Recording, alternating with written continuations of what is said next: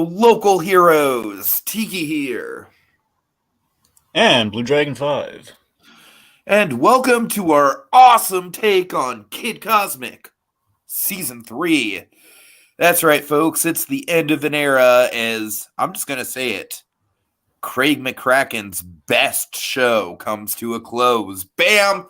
Coming right out and saying it. Hot take. I don't know if it's a hot take or not, Dragon, but, just to get into my thesis with this, I gotta say, with the 6 episodes, I was kind of worried. I was like, okay, I don't know if if we're actually gonna have enough time to wrap everything up. It kind of feels like maybe it's gonna be rushed. Dragon, I was wrong because this basically feels like a finale movie more than anything else, and I'm perfectly fine with that. I feel like these 6 episodes go by super briskly. They're super. They're just really, really easy to watch. But at the same time, Dragon, this is definitely Kid Cosmic kicked up to a level of pathos and big drama that the show has not seen so far. And I really feel like it was a good kind of worthy finale. I would say, I don't want to get too big for my britches and say that it was anywhere close to like an infinity train as far as emotions go. But I will say for some of that Papa G stuff, Dragon, I was kind of feeling, a little bit of Infinity Train vibes of like, oh my God, no. So this season definitely got me, and I really like that. I don't know. Correct me if I'm wrong, Dragon, but the vibe I got this time around was I think this is more of an ensemble season than the other 2 seasons have been. But of course, season 1 was Kid's season. Season 2 was Joe's season. I think it's fair to say with this season, Papa G definitely took a big spotlight here, like more than he has in the past. And I loved what we got from him. But not just that, but I feel like for the first time, all the side characters really kind of shined in their own way. The show kind of slowly built them up to the point where I find them like they're basically all memorable and likable, and the main characters just really shine. I love the ending. I don't know, Dragon. I'm just kind of glowing about this thing. I enjoyed it way more than I thought it would with just being six episodes. Yeah. I'll admit, this did not go, it didn't go the direction I expected at all. But, Well, you expected Powerpuff Girls just based on PPG. Well, that's what I'm getting at, is that this based on that, it did not go the direction I expected at all. But it was quite the ride ultimately, and it was kind of a thing where when I was watching it for a bit, it kind of lost me, but then immediately it found me again. Where I kind of was like I was wavering a little bit, like, oh no, I'm not sure how I feel about this. We're basically saying the end of season 2 didn't happen. I really like the end of season 2, but then again, it as it basically kind of basically what it did is it regrounded itself back to the core premise of the first season, which I really liked. Not that I didn't like season 2, but I'm saying it very much went full circle, and like, as a final season should. And I really liked, I think it absolutely bought it back with like the risk and the gamble that they took with this season. And again, back to the regrounding principle of McCracken's personal, serialized short, kind of short form tale that we fell in love with in the first place, which obviously is the big charm of this and the big challenge from McCracken, that we've never seen him tell a story quite like this. And short form serialized looks quite good on the man, like a 3-piece suit, man, with glowing little rocks on it. It looks really nice. I'll admit there is a convenient element to the season, but the show, I feel, just given how it played with, just ever since the get-go, but especially this season, how it's played with superhero tropes, and just kind of cliches so well. I think it doesn't really matter that a few things are convenient, because it's been doing such a good job of calling itself out. I'm like, yeah, we're calling out the industry on having conveniencies here and there, and we're just gonna, Totally. in our world. And I think it really worked. It struck. Basically, it stuck the landing really well in the end, and I think ultimately it's a culmination of everything McCracken's learned in the animation industry up to this time. It's basically been put into practice in, shows. Like everything he's probably wanted to do and just kind of has learned along the way in all the other shows is kind of built to something like this. So there is an argument to be made. This might be his best work, his swan song, his Breaking Bad season 5, to quote Mark. But yeah. Yeah, I mean, I definitely think that this is like oh God. Hold on, Dragon. You might have to take the reins for a while because my computer is literally freezing on me. Okay. Can you hear me? Yeah, I can. I can hear you. Okay, I'm back. Okay, there we go. Okay, yeah, that was scary. I was just like, oh, great, it's not switching tabs. Awesome. Anyways, yeah, I definitely think at the very least this is the most consistent McCracken show. I mean, obviously Powerpuff Girls is going to be the most iconic, and probably some of those episodes just on an individual level are probably like artistically better than anything in this show. Towards the end, Powerpuff Girls did waver a little bit. Absolutely. That's what I'm saying. That's totally what I'm saying. And Kid Cosmic, I just think keeps getting better and better. Yeah. I gotta tell you, I really liked season 3 even more on the rewatch. I loved it. I did like it on the first watch, but I think season 3 really, again, just once you saw what the end game was of the season, when you go back, say, okay, this is really quite clever what he's done here. Yeah. Uh-huh. Okay, so with that in mind, Dragon, let's go through the episodes. Kid Cosmic and the best day ever. It's the best day ever. Best day ever. Do you remember that marathon that was building up to that episode? Yeah, I forgot how extensive it was. But it was pretty extensive. Yeah. And then that episode was like the culmination of it, and it was like the most mediocre SpongeBob episode. All right. Right. Anyways, so Dragon, I got to admit, the first episode and a half of this season was where I was having okay, I'm liking this, but I'm not really loving it. And I think that's pretty much by design, because this whole episode is basically like conveniences upon conveniences, but it's Kid Cosmic just having a grand old time. And I think that's really clever on the rewatch for sure. But, watching it for the first time, I was just kind of like, okay, like this show's maybe a little bit too high energy right now. There's a lot of stuff going on. There's a lot of conveniences.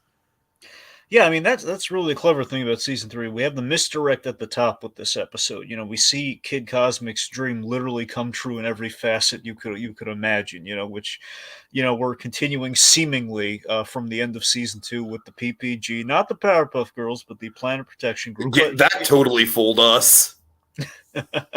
It absolutely fooled us. Absolutely. I mean, I went into this season, there's maybe 6 episodes of them working with the PPG and maybe a little bit more Powerpuff Girls humor. That's what I expected this season. Didn't go that way, but I'm not complaining about that ultimately. We thought that the 3 PPG agents would be like grown up Blossom, Bubbles, and Buttercup.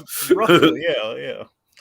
Oh God! So as I'm saying, everything Kid Cosmic's kind of wanted. And again, a lot of great payoffs with kind of our final season, which again make the completionist in me is really enjoying here. Where you have the super suits that Kid Cosmic did kind of a sketch of, that then Papa G did the crude rudimentary kind of like prototypes of. We have done awesomely. We have put a little badge on your shirt, and then you get the super suit, and it tailors itself customly.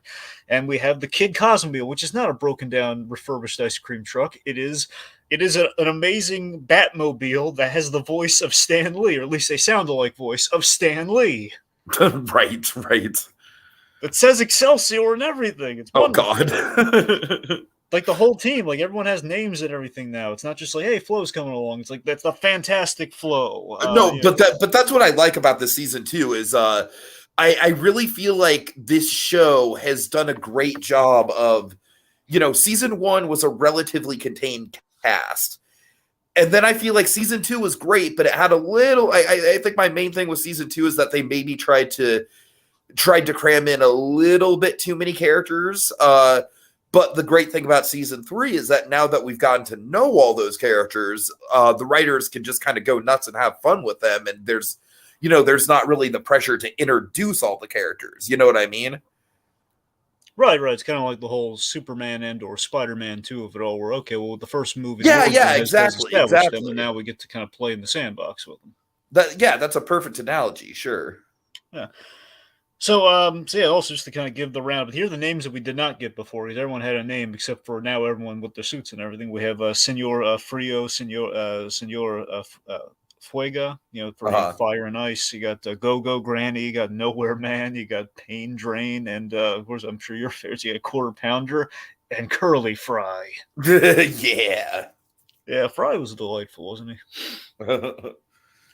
But that's what I'm saying. Like, even minor characters like him really get a chance to shine this season in a way that they just didn't in earlier seasons. Oh, for sure, for sure. So, also with Kid Cosmic's fantasy coming true, just with that kind of that play within this episode and a half, I wonder if there's just there's a meta commentary on just McCracken's imagination of everything the boyhood McCracken dreamed of, just kind of coming true, and maybe just like with the hindsight of like, yeah, this would seem a little too good to be true through kind of the viewer's eyes of today. It's like, yeah, something's a bit off here, which again is kind of creeping in the episode in the background, where again it does seem like a little, it's like, okay, well, it's an invisible dog, which is a little deflating, and then we have Big Boss, who essentially is kind of like a Lex Luthor with with the size stone. Also, very unsubtle name, the Big Boss. It's actually a name of a Metal Gear villain too. But I like that you have like these subtle clues. Like the biggest clue I really appreciated was tuna sandwich. The precognitive cat. His stone didn't work at all because they were in no danger. There's no warning. It was like that's definitely clever. So so again, it's like there's enough for the average animated superhero show, but the fact that we acknowledge through Papa G and soon others that this is absolutely too good to be true, and it's just unrealistic is a great lesson in expectation for kids. I really feel. I think thematically that was a really responsible kind of. I feel like that is kind of like the core theme of this season. I really feel like they executed it beautifully. Yeah, like we call it hilariously, and then again, ultimately dramatically. Like after the car wrecks, how are we not dead? Right. So building it up through a joke to then the actual consequences. Once we get to, I believe, episode 3 is when really that's when stuff hits fan. Okay, I think that kind of covers kind of episode. Sure. Maybe let's transition. So episode 2. Okay, Kid Cosmic and the 14th Stone. The secret of the 14th Stone.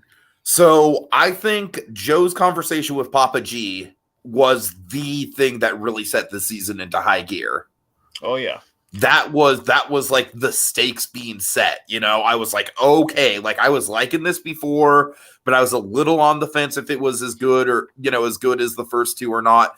This maybe makes it better than the first two, just because I feel like Papa G is a super likable character, but we already saw in season 1 that he kind of has a tendency to, certainly not maliciously, but manipulate Kid for the sake of Kid's own happiness. Like that's been a reoccurring thing with him. Yeah, we've kind of taken, in kind of a neat way, because again, there's so many references to superhero things within this, so constantly there's a lot to draw from comparison-wise. But this is kind of like what Kid Cosmic's done, like in the first season, but here more dramatically. We've taken kind of the classic Arrowverse, sort of like kind of a liar reveal story, but in the most drag out way usually in the Arrowverse, where it's like, hey, we're keeping a secret from someone, and that's going to have consequences when they find out later by like the midway point or towards the point of the season where we're stretching it out for a number of episodes, that sort of thing. So we had that to a much lesser degree with, and as we call out here, it's gonna be like the robot thing all over again. The kid needed a win in the first season, and now it's obviously if Papa G wants Kid to have everything he wants here in terms of like he gets to have his family back. We basically learned that the algorithm that's kind of in place here in this fantasy, in the kind of this fantasy realm, is enacting the comics that inspired Kid Cosmic, which are Rex Rocket. Now, Rex Rocket is kind of the allegory for Superman just in general. It's like probably the Kirby-esque kind of Marvel comics as well. So it's basically, it's funny, Tiki. There was an issue of Superman they're directly pulling from here, where literally there was an issue where Superman's parents came back, but they were revealed at the end to be aliens, and it was all a lie. So that's directly what they're kind of like Perchance to Dream-esque. That's what I'm saying, and obviously, when we get to episode 3, to me, that's the full-on Perchance to Dream kind of like episode. But you're absolutely right. We're very much doing kind of a Perchance to Dream with this, which me, I really appreciated that. That was great.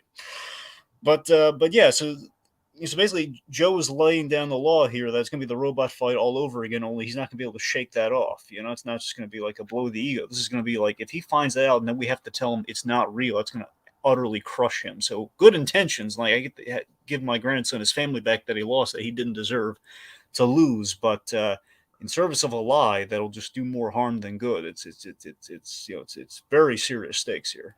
Yeah, and of course Joe being the responsible one once again in a very likable, like endearing kind of way, and not just in a downer way. I like the logic of how we're figuring things out. Papa G's kind of raising an eyebrow, and then Joe fully realizes it, and we have a fake out. For a moment we think Papa G might be the bad guy. For a moment.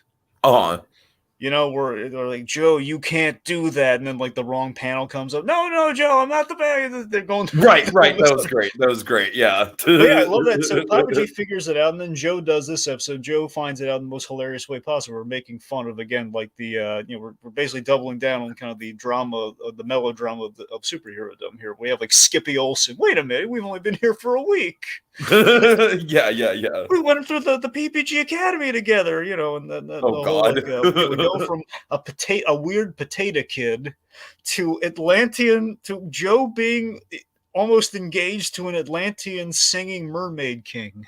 Yeah, it's like dream logic. And the dream logic, by the way, I mean, I'm sure you, Mr. Lucid Dreaming, got a big kick out of the whole, where it's like the attacking antibodies of logic, with or lobbing distraction and deflections at you left and right, so you don't pursue this line of logic while you're. Oh yeah, definitely. It's very much in that. I mean, honestly, Dragon to me it was more Matrix than Lucid Dreaming. Well, it definitely goes to a Matrix direction. Like Matrix is still kind of like, in a way, kind of like a. I don't know, it's not quite lucid dreaming, but it definitely has some connective tissue there. Sure. Okay, something something hilarious. One of the funniest things this season we should talk about. So we kind of paint a bit of a colorful rose gallery. We had Big Boss, which is one thing, but then we had the real winner here. We had Doc Gumentarian. yes. What a wonderful name. You weren't here for this, but after we finished the Mando, it was the Mando episode. The basically we got into like a whole Mandalorian kick. Yeah, it was the Mando episode. So yeah, when we were talking Book of Boba Fett, the second Mando episode of 7 Book of Boba Fett episodes, just call it like it is. The point being, in talking about that, we were reminiscing about Mandalorian, which brought us to the Werner Herzog client character, and I brought this up, this whole documentarian thing, which is basically this hilarious Werner Herzog parody, and it's kind of like yeah. It's like take Werner Herzog and put him in the body of the DC villain Chemo, who's like a giant chemical blob, and then meld him with Armin Zola, the Captain America TV screen bad guy. It was like mix them all together, and you get Doc Gumentarian, who's the Goom Man's hubris is the arbiter of his unmaking. just hilarious. We go down the rabbit hole, all sorts of fun stuff like that. And also, one of the great things too. I'm sorry, but last thing before we move on. So we had some really fun Easter eggs. So we have this really great heady idea with again just things coming up Millhouse for the global heroes right now. Where it's almost like. It's funny, we do some PG versions of really adult stories here and there if you want to use some comparisons, because you have kind of a version of The Boys here in which we have like the character, with the Vought, sponsoring The Boys, and The Boys are like, starring in their own superhero movies about a little themselves. bit, yeah. But we kind of have like the self-aware, like in universe, like, hey, we're gonna do a biopic on the local heroes, and they had actual castings. Did you notice any of the celebrity caricatures that were like in the fan casting, or at least the audition process? Yes, I did know. You had just real quick. You had Mac from Foster's Home for Imaginary Friends auditioning to be Kid Cosmic. And you had Jeff Bridges, and you had Sam Elliott audition to be Papa G, which is hilarious. Oh, nice! Now tell me, Jeff Bridges as Papa G in live action, that'd be pretty. Oh, cool. I could totally see it. Yeah, that'd be sweet. All right, okay. So let's go to the mech. The mech. We had kind of an homage to the Powerpuff Girls with a giant. McCracken likes his mechs, and we had the biker in black, who was the big baddie from the first season, come back in mech form. Yeah, that was cool. Yeah, just want to get that. Okay, yeah, let's move on to episode 3. Where all the substance really is. All right, the global conspiracy. Yes. Yeah, so I really love the framework of this episode where it's like Papa G trying to break the news to Kid, but at the same time, like Kid's trying to go on this like wayward, basically wild goose chase of a mission, and I don't know. It's really, really, and then of course we have the heady stuff with the parents. Oh yeah, so this episode's where we fully get into the perchance the dream dilemma. We've added like a really unique wrinkle to it where, hey, Kid knows something's off, but he doesn't quite know like the direct truth of it all, which makes He it even thinks what's harder. off about it is that the PPG is conspiring against them, not necessarily that the whole thing is fake. Basically, he thinks it's like Winter Soldier. That's essentially what he thinks is going on here. He thinks we're in the midst of it's like that's a Hydra conspiracy of some variety. Like they're conspiring against us. They're lying to us, Papa G. Let's unravel this web, man. And Papa G has like a literal angel devil thing going on with copies of himself, which is really funny. I love that. I love that even in the simulation, Iris, the the kind of the Jarvis AI, Iris in robot form, which by the way, really good design on the robot body for Iris. Iris is like laying the guilt trip on Papa G, basically, hey man, don't mess this up for us. Don't tell them the truth. So again, this the whole very manipulative simulation at play here. But yes, so we have like a Powerpuff Girl fight almost where they are flying and they are trying to fight him, but they are losing, which again shows you a simulation designed for them never to be in any real danger at all. Kid Cosmic will never lose a fight in this world, so he can. I love the elevator gag. Yeah, the elevator gag. A 99 just like floor. Right as he's about to give up, it's like, no, okay, there we go. Yeah, that was great.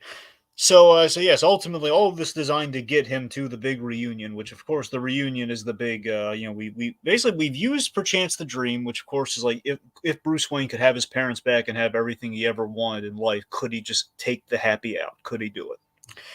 And I love that when he is reunited with his parents, we take all the convoluted comic and or TV logic that we see at shows like so late in the game. I'm looking at you, Arrowverse, but I'm looking at you, Arrowverse, or I'm looking at just in general with TV. I'm talking like late seasons of Dexter, what have you, whatever. Yeah, you like. It's.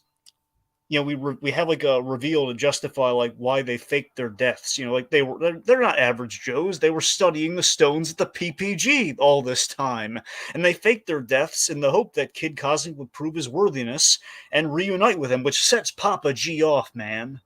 Papa G is just like, hey, how dare you, you simulation, you defile the memory of my children, essentially, with my family, and say that their son wasn't worthy of them. It's like, I don't know. I love how incensed he got by that. Like, how dare you say that's a horrible way to frame this. I mean, Papa G, like I said, it's like, like he was more or less kind of like out of the main cast, he was probably the comic relief of the main cast. Yeah. But this season, I really think they're diving deep into the pathos with him. And that moment is a perfect example of that. Yeah, so I mean, ultimately, Kid, again, the worst case scenario has happened. Kid found out, and again, much like Bruce Wayne, he kind of, the pain is still there, and Kid feels nothing. That's how we. And again, I like how we just kind of felt this situation out emotionally through a kid's perspective, where he can't. It's not essentially about processing that this is a lie. It's just kind of feeling, I have my parents back, but why do I still feel nothing? Because it's not real, because this isn't, it's a band-aid solution. It is absolutely too good to be true, and these guys aren't your parents, even if everything seems on the money, which is really impressive. Again, just kind of a great kind of emotional complexity. I think they kind of abbreviated down to that moment. I thought it was really totally really nice. Also, meanwhile, Joe loops everybody in, and she's terrible she's good at charades until the last word. She stinks at charading fake. I love how Flo has like the tough love with that. I know. God, I love Flo. Flo's great. It's like, honey, you're very talented, but that's not. I don't know what you're trying to do there for fake. X does not equal fake. I don't know what you were thinking. And then Fry had the gag about but it worked in the movie. Yeah. With the unplug the thing with so the this is Matrix. where the season, like I said, I think Joe confronting Papa G really kind of set the plot forward in a big way, but this is where the season really kicks into high gear, where it's like, okay, like we're really dealing with some interesting shit here, where it's like pretty much all the cast kind of knows what's up except Kid. And even Kid kind of has like an inkling of something. He's almost kind of just in denial about it to a certain extent. Oh yeah. And I don't know. I just think it's a really fucking clever setup, and then it all leads to a really almost cataclysmic second half of the season. So I'm buzzing about it. So speaking of cataclysmic, so I love that at the end here, it's like I want to leave, and that's all they're looking for. Like they consult Chuck, who, by the way, we should talk about this. Chuck got more of a role this season than they did. We really shafted Chuck last season, which I like that we kind of fixed that. We didn't give him a whole lot, but we gave him good stuff to do.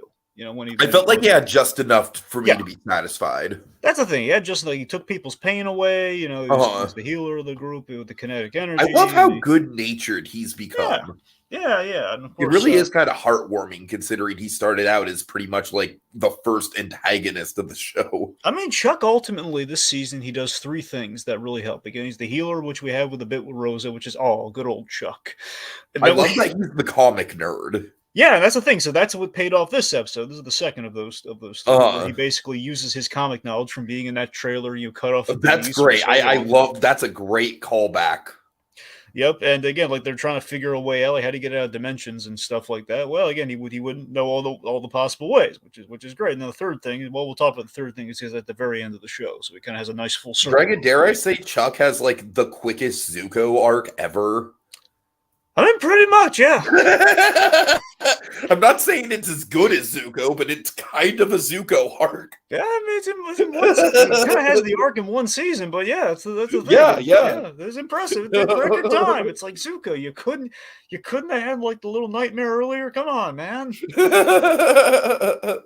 Anyway, so a point being, I want to leave. That's how they get out, and they exit. And again, I love that the danger is now present again in our world. What's the most immediate danger you could have? It's the thing everyone brought up when they asked about the blip. What about the people in the planes? You're going to be in the location you disappeared in, which in this case now that the planet's gone is going to be deep space and you don't have your rings. That's not good. Bum, bum, bum. Episode 4. All right, episode 4, Kid Cosmic and the Little Spark. I will admit this was probably the most all over the place episode for me. Well, again, it's more so just it's the transition episode. Yeah, it's a transition, right? And I think it's probably because the last two episodes were really good, and then episode 1 was good setup. Then episodes 2 and 3 were both very, very like excellent episodes in their own right. And I feel like the last two episodes are also excellent. So this one kind of just falls to the bottom of the rankings just kind of by default, but it's still got good stuff in it. Yeah. I mean, it's kind of a cute and kind of clever episode. Honestly, I like how it's framed, and I love like the Rosa POV through the episode. Rosa essentially is our main character. I guess that's kind of what bothered me, though, is that I feel like this season is so self-contained to Kid and Papa G's perspective that getting a full Rosa episode almost kind of felt like it was sort of throwing the narrative off a little bit. You got to. Here's what I think saved it, though. Ultimately, I really love the payoff, and like, while everyone's just kind of having the pity party and just kind of down, I'm just like, man, we're really out of luck here. It is very hopeless right now. It took little girl and 3, not even the whole bunch of them, 3 of the mini refugee alien race.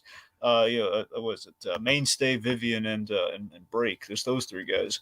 To get into a little escape pod, fly all the way to Herodias. Phantos sleeping, by the way. Take the stones back. And bring it back, and hey, we have a fighting chance again. It's like it's basically the most small and miniaturized version of the time travel segment of Endgame.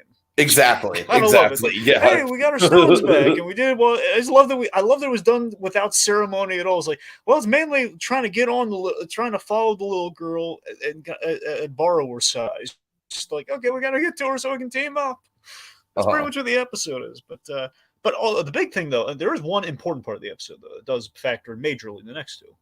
Okay. We get the rock story from the Lucky Rock story from Papa G, where we learn, the basically they set up the Deus Ex Machina for the season. Oh man, yeah. Oh, and that's Jesus. Okay.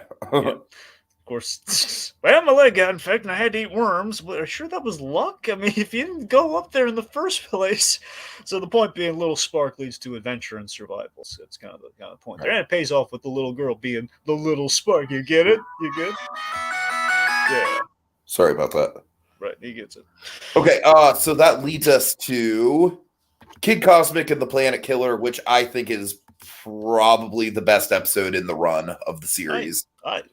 Of the whole series. Of the whole series, in my opinion. Well, it might be. I got to go back because I think one might have. I don't know. I think the episode is fucking fantastic on every level. It was really good.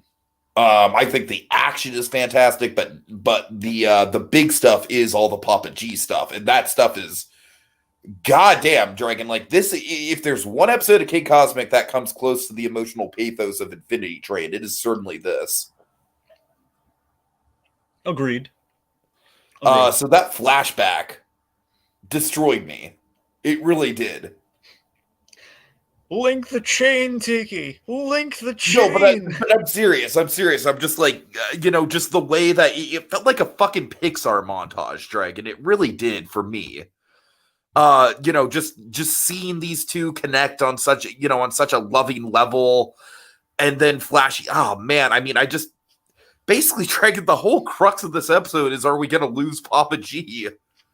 And they keep you. It ends on a cliffhanger with that. It totally does. It totally does. Yeah, yeah. But yeah, I do love just that flashback of seeing him, help him build the bike. I love the symbolism of the metaphor and the symbolism of rebuilding the bike, where it's basically he's mending the broken pieces of himself by parts they found by proxy of Papa G's junkyard. So like Papa G has allowed the boy to rebuild himself, and he helped the boy again rebuild himself from the destroyed state after the loss of his parents. Yeah, that's what I'm talking about, Dragon. Like that sort of symbolism and music, like it almost feels like a Pixar short or something. It's beautiful. And remember that kid. He's had that bike through the past 2 seasons. So the bike is kind of was always just kind of like, okay, Kid Cosmic before he could fly, he was just riding that bike, and then he was riding it in space. And now and Kid Cosmic before he could fly, kind of it almost kind of calls foreshadows to the end of the series, which I also think is a beautiful arc. Oh yeah, I know, absolutely. It's kind of I think five is absolutely an amazing episode, but 6 is also really is a really good ending. So it's I think 6 is a fucking fantastic ending. Yeah, as an ending, but you're right. Yeah. But when you frame it like episode of the series, and you're right, 5 is kind of hard to beat. So by that, anyway. I'm just saying, between all the stuff going down on an action level, which is like probably like the end game of Kid Cosmic as far as action goes, like literally. Absolutely. So that's the thing. So this to me was the biggest challenge of the season. I guess if you want to look at kind of the series as a whole, just now that we have all the pieces, and that you have the big climax that we have, because they gotta admit the climax last season was also pretty impressive. But you're definitely right. We blew it out of the water with this climax, and it's kind of like it's like, okay, so basically this whole season is built upon we're going to underwrite what we had last time, do something even better. So it's like we're gonna give you an end game battle, take 2. That's essentially what this is. Okay, we're gonna do that. Where it's kind of like, it's gonna sound weird. I'm not sure where to put this. I'm just gonna put it here for the heck of it. It feels like in the series there's kind of a dig at Phase 4 at Marvel. I don't mean like a negative dig, but there feels kind of like a dig of like, maybe we don't have to like outdo ourselves after an endgame. Maybe like the big payoff. Totally. Our ending. Talk about that more when we get into the finale. But that's the thing. So I guess maybe I'll put a pin in for the finale. Yeah. So I love the pairing of Herodias and Phantos. You know me, I love Phantos. Herodias. God. So have you seen Wander Over Yonder, Dragon? No, I haven't. No. I think you'd really like the I don't know how you'd feel about the show as a whole, but I think you'd really like the villain. Wait, that's not the Michael C. Hall villain, is it? Am I thinking of No, you're thinking of Star vs. Forces of Evil. Right. And basically with Star vs. Forces of Evil, Dragon, I'd recommend you watch that, and then as soon as the Michael C. Hall character ends his run, just get the hell out. Get the hell out. Don't look back. It's a really great show with that character in it, but as soon as he leaves, the show just goes downhill. Anyway, so I like how this pairing panned out, in which Phantos, the ultimate fanboy of Thanos proportions, is basically following this sentient planet as if it were as if it were like a band or a concert tour. It's like he's a groupie to a concert or something. So I love that like roommates who've grown tired of each other ultimately. It was like, you haven't destroyed any planets in so long, Oh my God.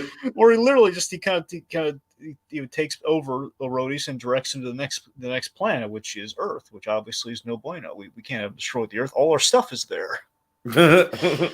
So yeah, I just love Phantos being so bored and just reclaiming his cool factor as the episode itself goes on. He starts off like a lame pizza box kind of Infinity Gauntlet with all the stones, to then making.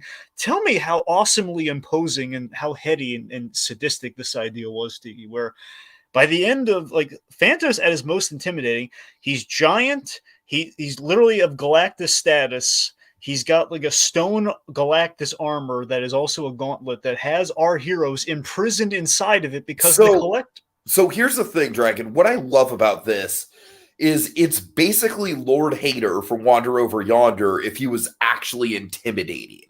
Okay. Because Lord Hater is very much like kind of like an incompetent buffoon of a bad guy, right? Is there any chance he is voiced by Bill Hader? Because that'd be perfect. No. Oh, I wish. Yeah. But his sidekick is voiced by Tom Kenny. Huh, okay. And he's kind of like the brains of the operation. Like he's the villain in the show that like actually gets shit done. I see. Anyways. So, but yeah, I mean, this to me was like such an awesome and messed up idea that Phantos is not going to kill the local heroes. What he's going to do is imprison them in his armor, which is basically like you guys can be the Series 1 permanent Erodius collection. And right.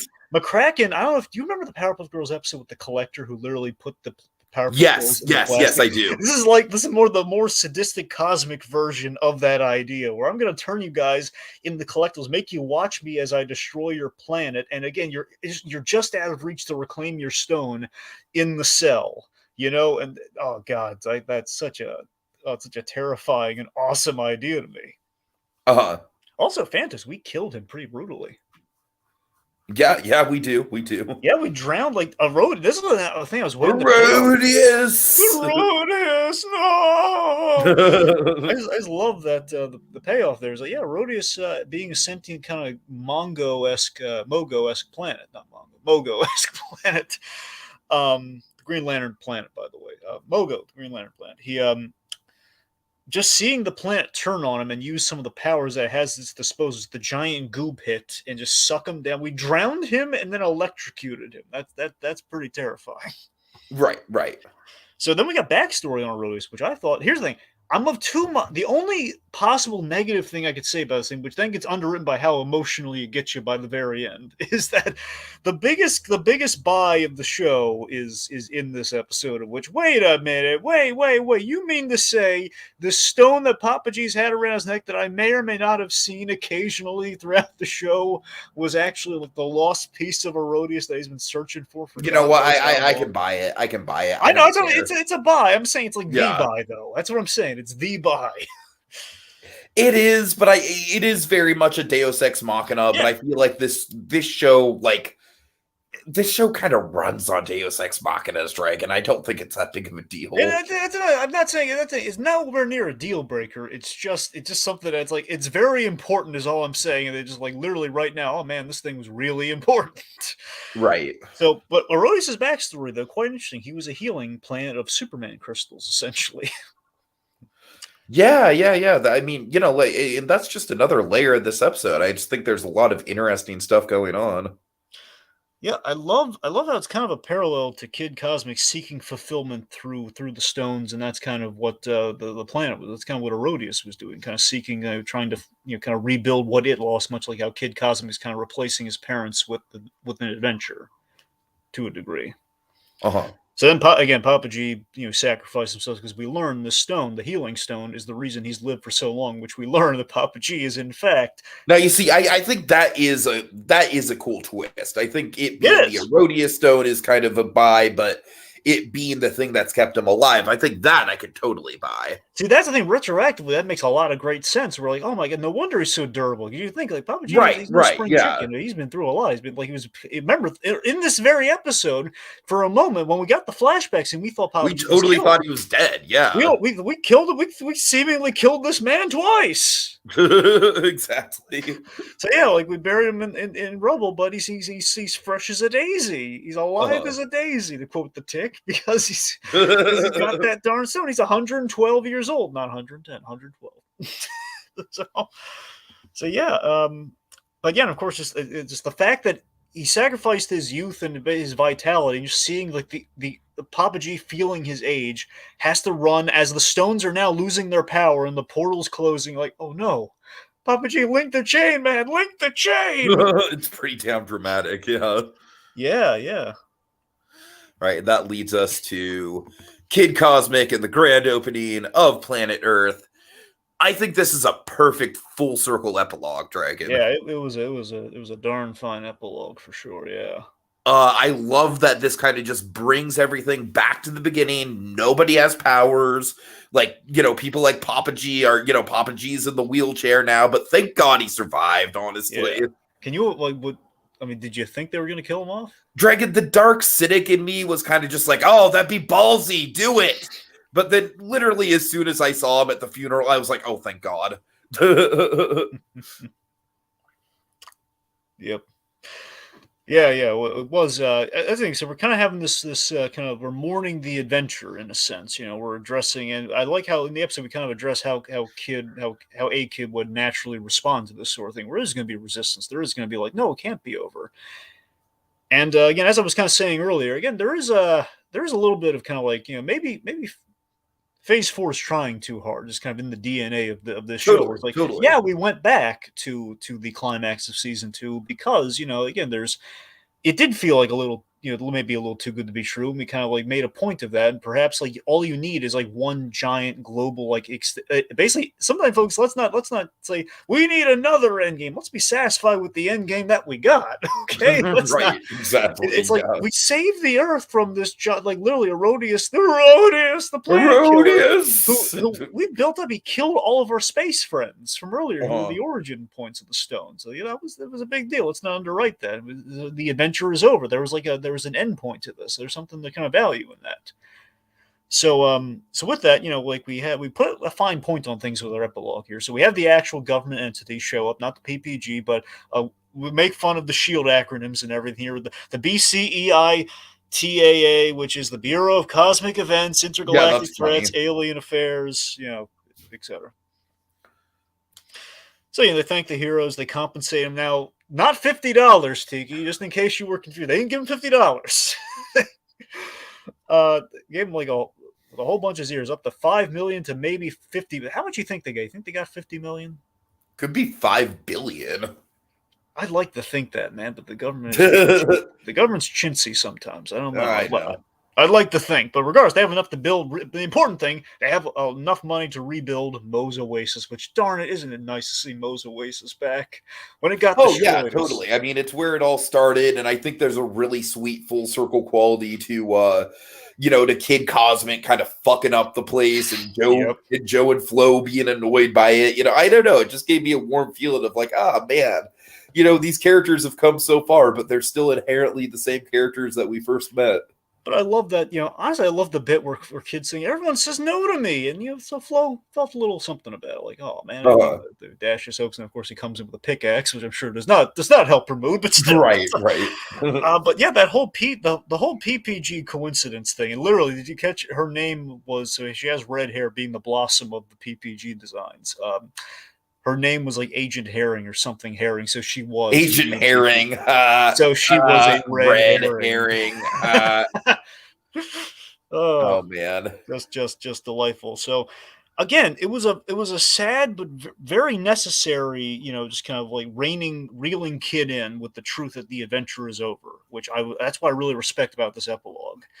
where Kid Cosmic is taking the other adult kind of pull here. It's like Kid Cosmic is kind of like a Rorschach at the end of Watchmen to a degree here, where it's like the world deserves to know we're not alone in the universe. Yeah, totally.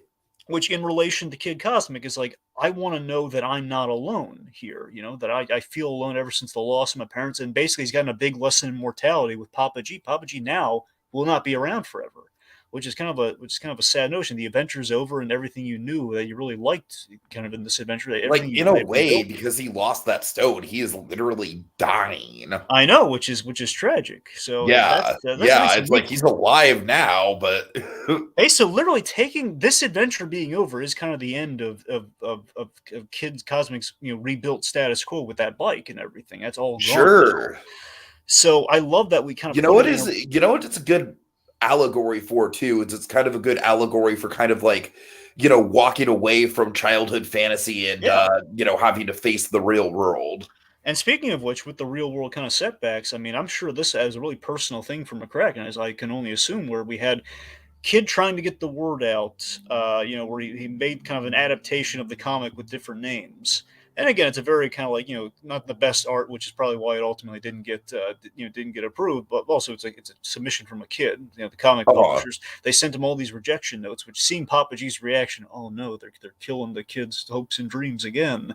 Here's a sticker. And they actually do that. Here's a sticker. So that's a real thing from comic companies back in the day. I wonder if they still do it now. They probably wouldn't do it now because it's all digital now. But the point being, kids would mail letters. Here's an NFT. They would, now they give you an NFT, but back in the day, it was like, they would give you they give you like a gentle rejection letter and give you like a sticker or something like a badge maybe or whatever. So just again, like the real world kind of crushing the kids' hopes yet again. It was like, and again, but ultimately the fact that we kind of yet again we've taken something away from this poor kid, who we just want to see him you want to see this kid win at something, which is like what we kind of built up for 2 seasons now. And it was just such a lovely ending where we've turned Moe's Oasis into kind of like one of those New Mexico, kind of alien attraction sites. Like one of like the themed restaurants. Yeah, totally. But truthfully though, because they have been to space, Moe's Oasis, has gone global. It's interplanetary, I guess. Yeah. And the signal, and again, here's the third Chuck moment I was alluding to. I love that Chuck. He's gone on such an arc with Kid Cosmic to like being the enemy of the kid exclusively to being, like the besties with him and everything, that he put this beacon out there to bring all the alien customers that they had back, and then just kind of bring them there. And also track 42 was the song that was playing, and it was a little nod to Hitchhiker's Guide from the Galaxy, track 42.